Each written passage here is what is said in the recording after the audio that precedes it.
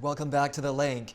A man was killed by a tiger at a zoo in the eastern Chinese city of Ningbo on Monday. Officials said he avoided the zoo's entry fee by scaling a 3-meter-high wall despite warning signs and impediments. He then jumped into the tiger's enclosure before being confronted by the tigers and mauled. They were eventually frightened away by staff using fireworks and water cannons, but it was too late. One of the tigers was shot dead by the authorities during the process, and the enclosure remains closed for the time being. It was the second such attack in China in the past 6 months.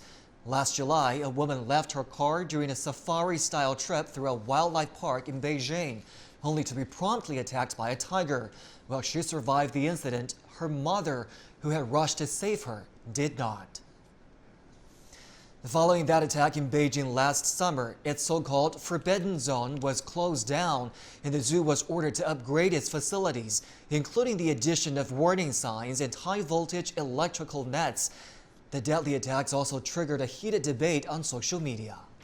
This latest incident in China has once again raised questions about zoo safety and whether there is a correlation between the animal's well-being and aggressive behavior. Let's get more from Mike in D.C.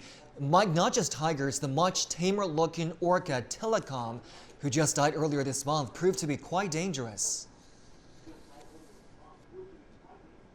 Absolutely, John Shu. Wildlife parks and zoos have an aim. That's to give visitors access to animals, but sometimes that can result in dangerous, if not fatal, encounters. And CGTN's Daniel Wrench is just going to pick up that part of the story for us now. He joins us from the newsroom. Daniel? Mike, one of the most memorable tiger attacks here in the U.S. happened 9 years ago at the San Francisco Zoo. There, a tiger named Tatiana escaped her open-air enclosure and attacked 3 friends, killing 17-year-old Carlos Eduardo Sousa Jr. His 2 friends, who were brothers, survived the mauling. In some cases, incidents have involved individuals with impaired judgment or psychological problems. For example, in May of last year, the Santiago Metropolitan Zoo in Chile was forced to shoot and kill 2 lions after a man climbed a fence, removed his clothes, and then approached the lions. But not all such attacks are on land. Some of the most shocking incidents involve orcas or killer whales. Caught in Iceland, Tilikum was the largest orca in captivity. He was the first transferred in 1991 to a place called Sealand in the Pacific in British Columbia, Canada, where Tilikum and 2 other whales drowned a trainer after she fell into the pool.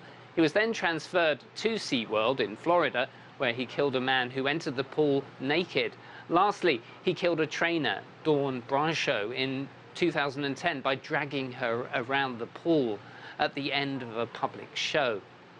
Now, some of the most memorable incidents have involved gorillas. In 1996, a 3-year-old boy climbed the wall of a gorilla exhibit, falling over 7 meters. A gorilla named Binti Jua cradled the unconscious boy.